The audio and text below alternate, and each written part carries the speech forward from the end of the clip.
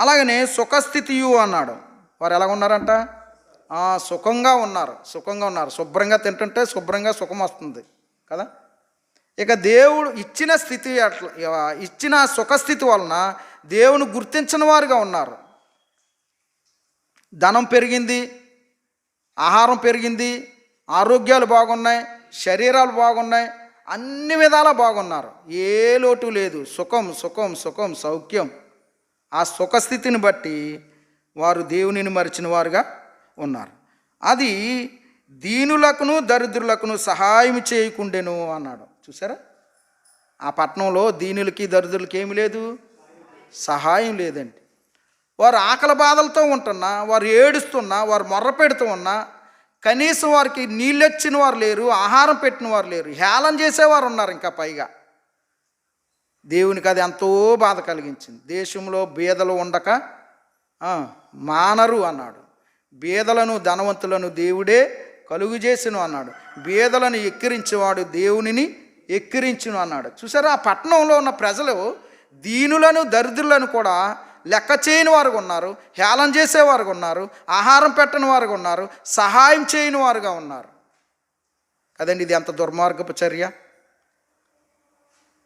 అంటే, ఒక విధంగా చెప్పాలంటే ఇందాక మనం ధ్యానించినట్టు కఠినమైన మనసు కలిగి ఉన్నారన్నమాట.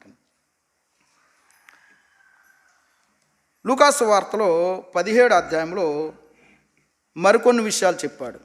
లూకాసు వార్త 17 అధ్యాయం. ఆ కాలం నాటి ప్రజలు ఎలాగున్నారో యేసు ప్రభు వారు గుర్తు చేస్తూ ఉన్నారు.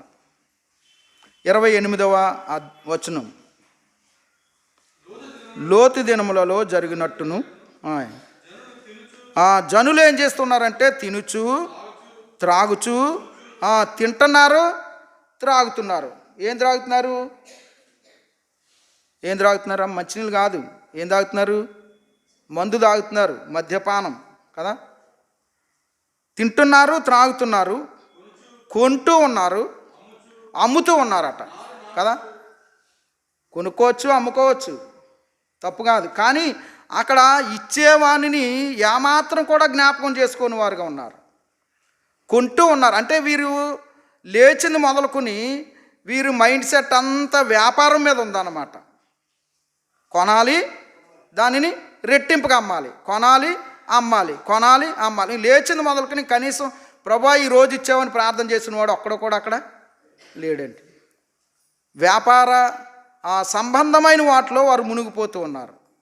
అంతగా పట్టణాన్ని దేవుడు నాశనం చేయడానికి ఇష్టపడుతున్నాడు. తినుచూ ఉన్నారు, త్రాగుచూ ఉన్నారు, కొంటూ ఉన్నారు, అమ్ముచూ ఉన్నారు, నారు నాటుచు అన్నాడు. ఏం చేస్తున్నారు? నారులు నాటడం. వారు పనిలోనే బిజీ అయిపోతున్నారు. తినడానికి నారులు నాటడం తప్పేం కాదు.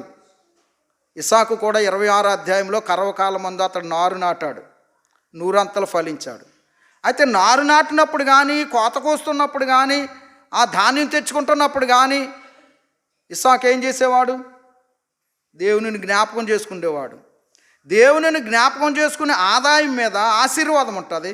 దేవుడు అంటే ఎవరో మాకు తెలియదు అన్నట్టుగా భావించి బ్రతుకుతుంటే వారి మీద ఏముంది? దేవుని కోపం ఉంది. కనీసం కొంచెమైనా జ్ఞాపకం చేసుకు. వారు నాటుతున్నారు.